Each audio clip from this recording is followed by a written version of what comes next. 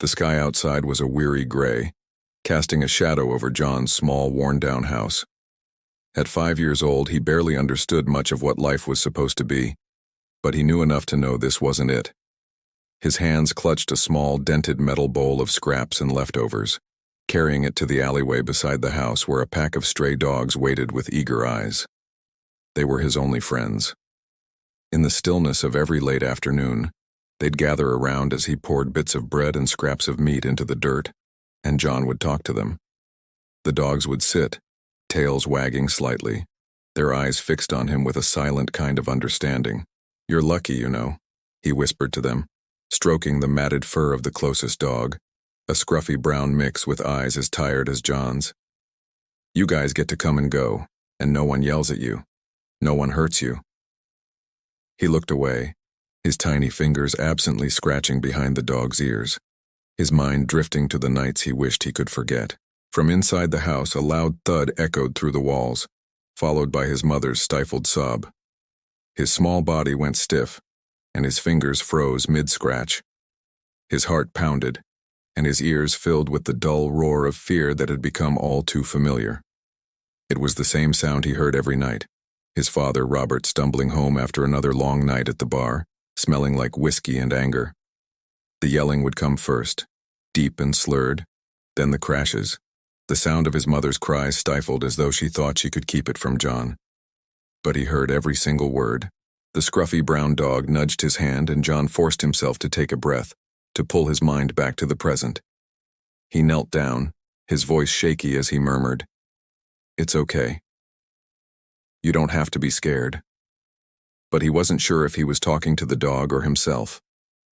A loud slam came from inside, and John winced. Memories flooded his mind. The time his father had thrown a plate across the room, the way his mother had shielded him with her body, her eyes wide with terror and pleading. He'd felt her hand clutching his, warm and trembling. "Stay close, John, okay? Just stay close to me." But he had watched helplessly as his father pulled her away, rage painting his face. Those nights had blurred together in his young memory, one endless cycle of waiting and fearing and clutching the cold sheets tight around himself, praying his father would stay in the other room. The dogs were all around him now, forming a rough circle. They nuzzled close, licking his hands, their warmth and soft fur a small comfort. For some reason, it made him feel less alone. Every evening he'd tell them his secrets, his fears, the dreams he had of a family that laughed together instead of cried, of a mother who didn't carry bruises on her arms and a heart that felt a little lighter. He knew they understood him somehow, more than anyone else did. Inside the house, Sarah sat in silence, her hand resting on her swollen belly. She was expecting her second child, but that hadn't softened Robert's heart. He was colder, more violent with every day that passed. She didn't have the strength to leave. She didn't have the resources or support to protect herself and her son. She was trapped, both by the fear of his fists and the helplessness that stretched beyond the bruises he left on her skin. Once upon a time, Sarah had loved Robert. She had believed in him when he'd promised her the world, told her they'd be safe and happy, that he'd always be by her side. But those promises had crumbled as he fell deeper into the clutches of gambling and alcohol. Now, every evening brought another broken promise, another reminder that the man she loved had vanished long ago, replaced by a stranger who looked at her with bitterness instead of warmth.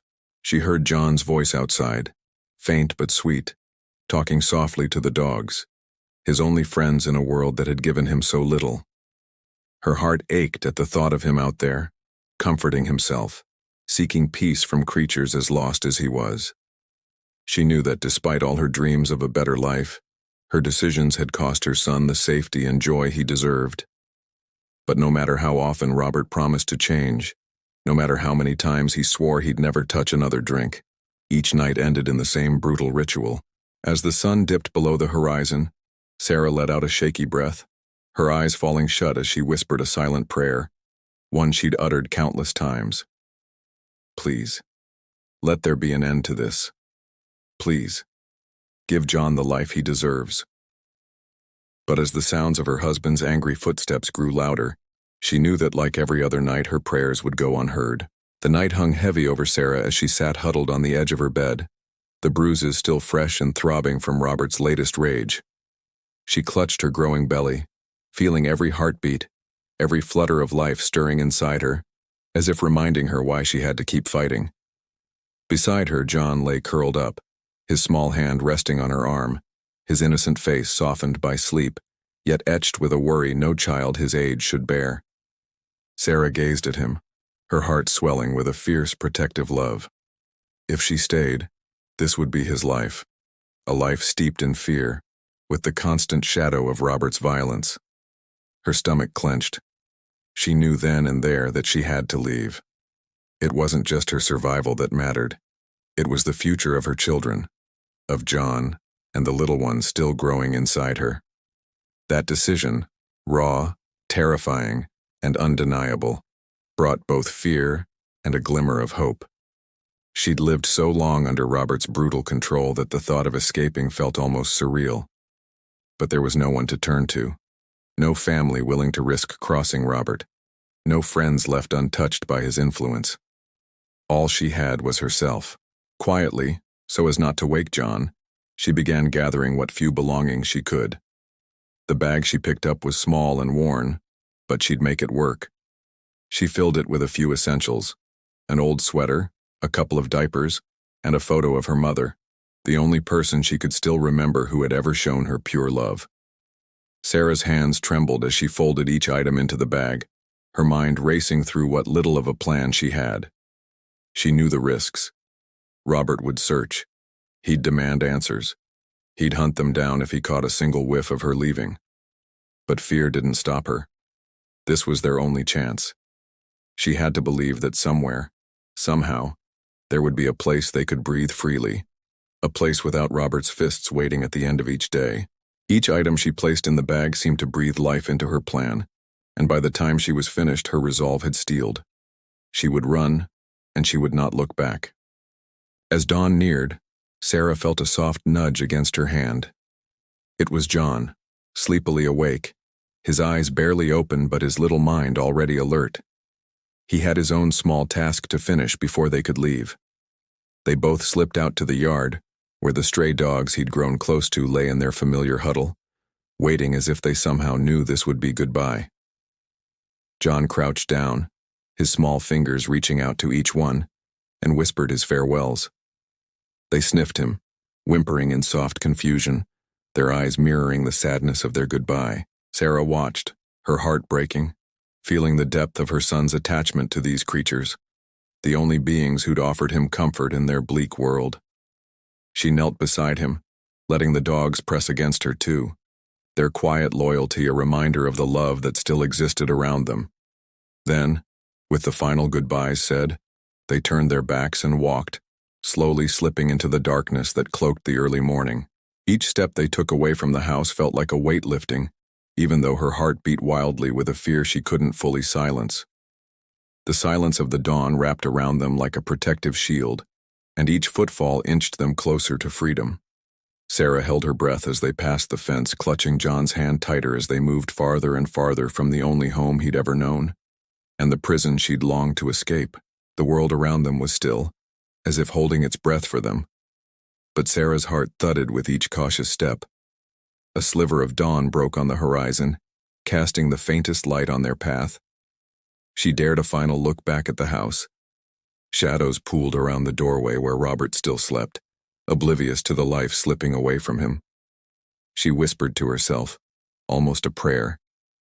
"This is it, John. This is our start." They walked on, braving the unknown with nothing but a worn-out bag, a battered spirit, and each other. Sarah could feel the promise of a new life just beyond the edge of night, a fragile hope that flared brighter with each step they took further and further into freedom. As the bus rattled to a stop at the last station, a small, nearly abandoned gas station on the edge of the outskirts, Sarah clutched little John's hand tightly, her mind whirling with a mix of dread and desperation. They had left behind everything familiar, fleeing from Robert's oppressive control. Now the cold reality of their new life struck her as they stepped off the bus, feeling the cold bite of the evening air. They were alone in a world that seemed all but ready to swallow them whole. The gas station's lone neon sign flickered against the darkening sky, casting a dim glow over the few stray cars still around. Sarah approached the main station, a weary man in a trucker cap watching her approach. His eyes, initially guarded, softened as she explained in a voice trembling with exhaustion their situation, her pleading for just a corner of shelter for her and her young son, John. Sensing the gravity of their situation, the man, Thomas, sighed deeply, glancing between mother and child before finally nodding. "Fine. You can stay for the night. There's a cot in the back by the supplies. Just don't go wandering around." He opened the door and gestured toward the narrow back area of the station. Sarah thanked him profusely, her voice breaking with relief. Inside, the air was cold and smelled faintly of gasoline and stale coffee, but it was a roof, a place at last where she could let her guard down, even if only for a few hours. She settled John on the cot, and he, with all the trust of a child who'd spent too many nights in unfamiliar places, curled up against her, drifting quickly to sleep. Sarah, however, lay awake long into the night, eyes scanning the dim ceiling, her mind filled with the fears and uncertainties that still clawed at her heart. Morning arrived with a pale wash of light through the dusty window. Sarah awoke to the muffled sounds of the station beginning its day, truck engines rumbling, coffee being poured, the shuffling of early morning customers. Thomas noticed her standing awkwardly by the door, looking hesitant and unsure. He asked her quietly how long they planned to stay. Sarah, her pride swallowing hard against the admission, explained that they had nowhere else to go. Her voice, barely above a whisper, trembled with a mix of shame and determination. After a moment's pause, Thomas nodded again, his gruffness giving way to something softer. "You could use a little work, huh?" he said, jerking his head toward a stack of cleaning supplies by the corner. "It's not much, but if you can keep the place cleaned up, I'll pay you a bit. And you and the kid, you can stay here for now." Relief flooded Sarah's face as she nodded quickly. The work might be menial, the pay barely enough, but it was a chance, a small opening toward something new. She'd take it. She'd take anything to keep her and John safe. The days that followed were hard but steady. Sarah scrubbed floors, wiped down the grimy counters, and refilled the soda machines. Each small task was a means to carve out this fragile sense of stability. At the end of the day, she would return to the small cot where John waited eagerly to share his day. He would often help her, taking her hand as they cleaned the windows or swept the floor. Despite his young age, he seemed to understand their situation, pitching in with the enthusiasm of someone who only wanted to make his mother smile. Though each day felt long, there was a quietness here, a strange peace that she hadn't felt in years. She no longer had to jump at every sound, flinch at raised voices, or prepare herself for Robert's unpredictable rage. She was just Sarah here, just a mother with her child surviving each day by her own will and work. Yet, as the sun would set and quiet enveloped the station, loneliness would creep in. She missed a time when her life had felt safe, when she didn't have to work tirelessly just to keep afloat. Some nights, she would gaze out the small station window at the passing cars, wondering if anyone out there knew her pain or even cared. But then she would look down at John, whose small hands had grown rough from sweeping and helping her with odd jobs around the station, and her heart would swell with a fierce determination. She couldn't afford the luxury of regret or self-pity, not anymore. She would press on, no matter the cost, for him. In these hard and silent hours, a small hope would bloom inside her, one that told her maybe, just maybe, this was the beginning of something better. Maybe this gas station, with its hum of fluorescent lights and endless scent of gasoline, would be the quiet corner they needed to rebuild their lives. The evening draped itself around the town in heavy shadows. It was a cold, biting night when a truck pulled up under the yellowing lights of the station. The guy who stepped out was broad-shouldered, with a worn cap pulled low over his eyes. He took a deep breath like he was trying to inhale the past. He knew her, this man. They'd crossed paths in another life, one before Robert's control, before fear had tightened around her like an iron cage. As he approached the counter, his eyes narrowed, recognition flickering across his face. Sarah felt a chill crawl down her spine. She'd seen that look before, right before things went terribly wrong. "Hey, don't I know you from somewhere?" he said, his voice low but pointed. Sarah forced a smile, but her hand shook as she handed him his change. The man gave her a hard, searching look, then turned away, heading back to his truck.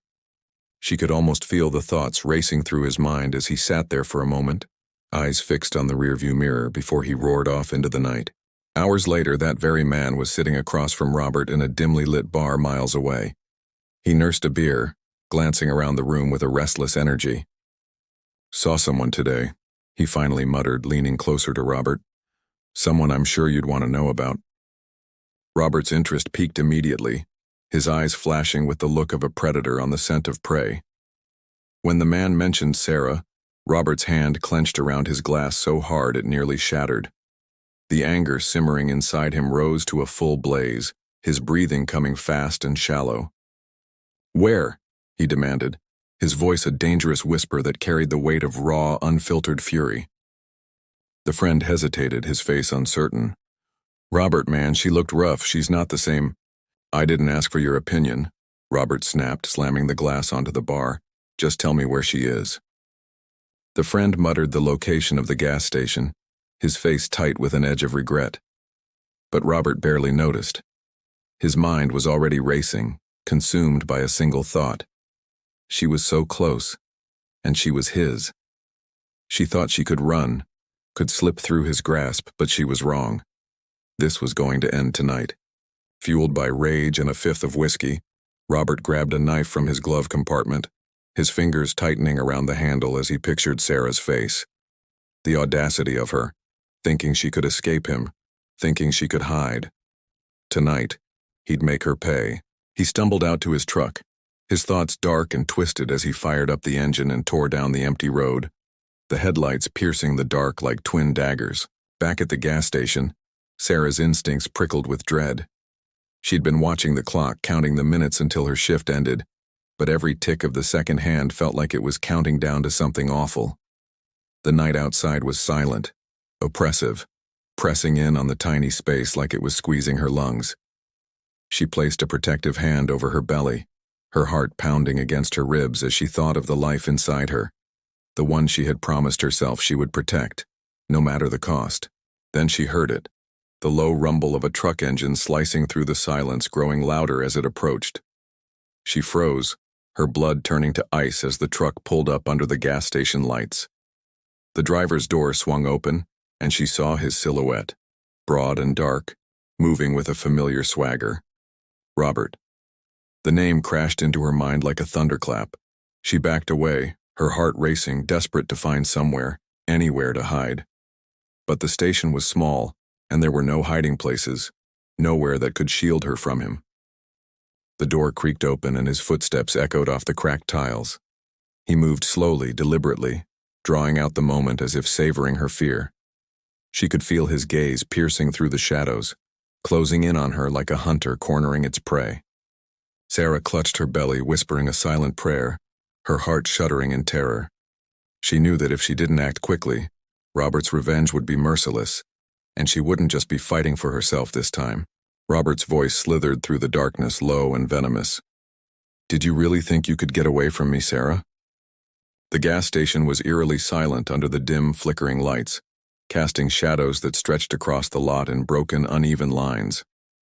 Robert's figure appeared like a menacing silhouette against the night, his face twisted with fury as he stormed onto the station grounds, brandishing a glinting knife in his hand. The sound of his boots crunching against the gravel was loud, ominous, and with each heavy step,